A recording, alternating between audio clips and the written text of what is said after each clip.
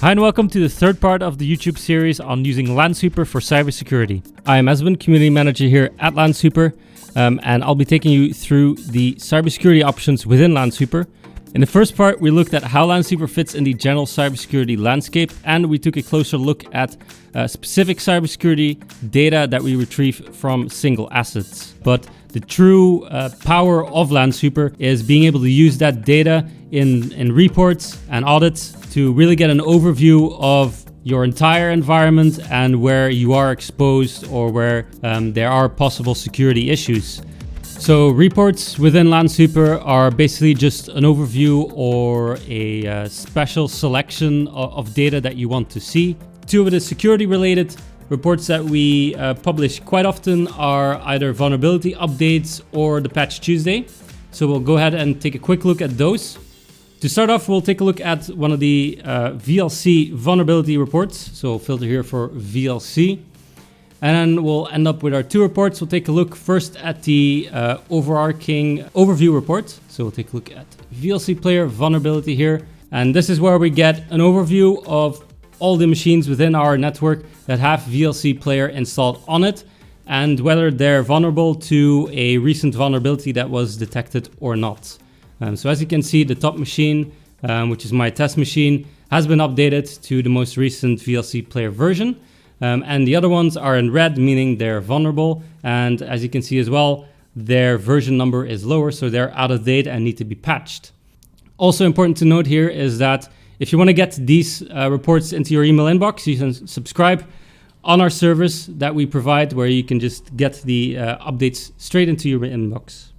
So what we do is we keep an eye on important security-related vulnerability feeds, which we use to create specialized reports within Lansweeper that kind of give you an overview of your exposure. And we email these out to all the customers that have subscribed to our vulnerability email list. And for every vulnerability that we send out via email, there's also a blog post that details kind of what the vulnerability is about and what actions you can take in order to make sure that you're protected against it.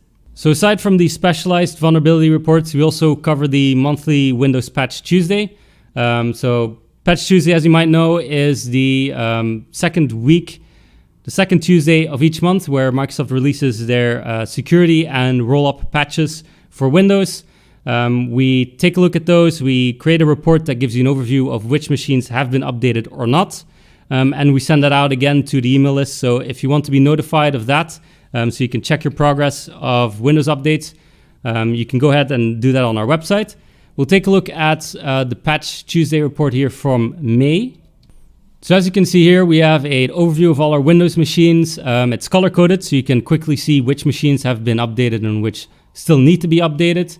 And we also have quite a few columns that can be useful for filtering. So the patch status, I can just filter for all the up-to-date ones or just all the out-of-date ones if you want to. We have a workstation server filter here as well. So if you just want all the out-of-date ones that are a server, you can combine those as well. And again, just like any other reports, they're all hyperlinked. So you can go over and take a look at specifics of that machine just by clicking on them. So both the vulnerability and the Patch Tuesday reports are things that we kind of provide as a service and that you can subscribe to if you want to. Aside from that, you can also just create your own custom reports based on all the information that we have seen so far. And there's also reports that are shared by other users that you can use as well for security purposes. I'll actually go over to an example right now. So I'll head back over to our reports page here. And recently, a user shared a very useful report. So here we have our failed login events report. So this information is all based on the event log information that we retrieve, specifically the failed audit events. So we get a nice list of all the machines within our network that have failed login events scanned on them, as well as the reason why the failed audit happened, the account domain, also the account that was used, and the timestamp of the event log when it was generated. So this is a great example of what custom reporting can do for you. It can really enhance the data that you already have. We'll actually take a quick look here at the report itself. Any report that is in Lansweeper can be fully customized. Lansweeper runs on an SQL database, so it's simply in the background is just an SQL query, which means that you have a lot of tools to customize the report to your specific use case.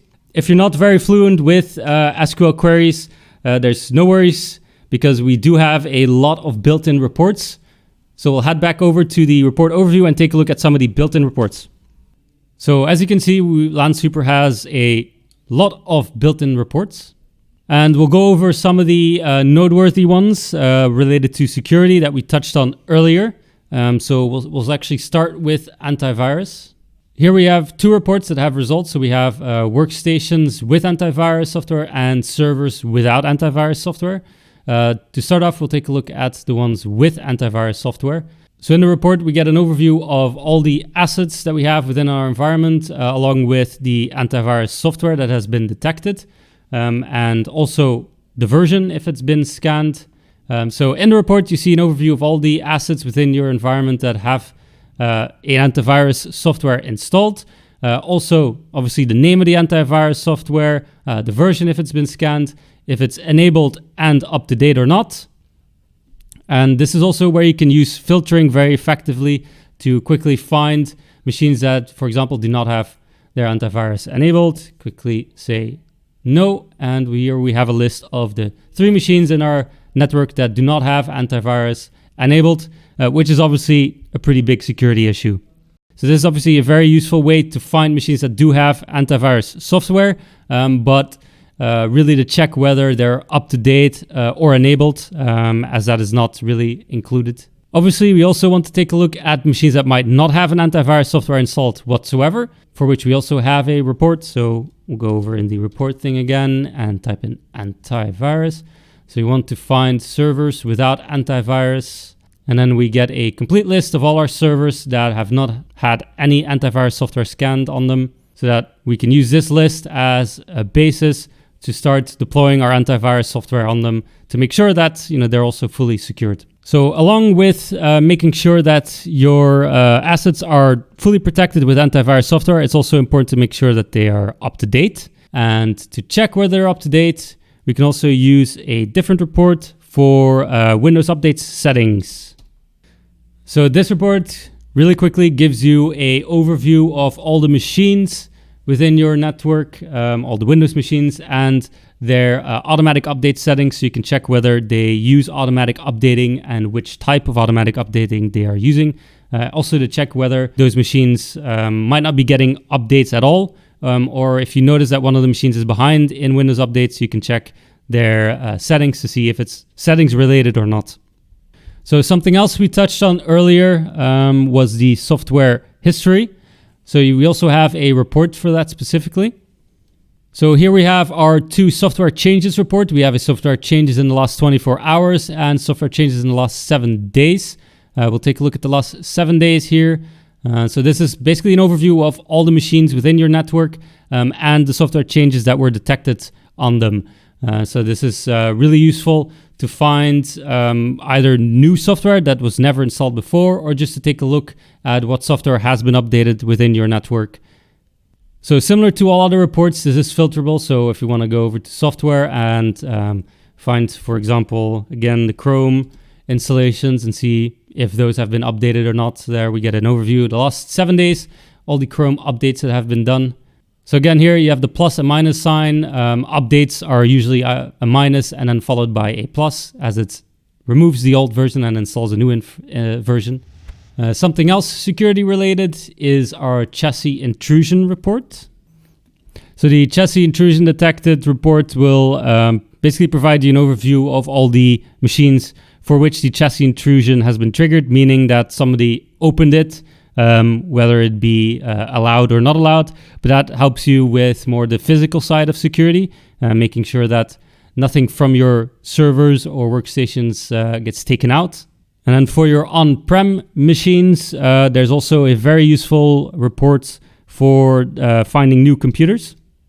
So we have reports for both new computers or new devices. And those reports just give you a list of new computers or new devices that have been scanned within the last 24 hours or 7 days, depending on which report you choose.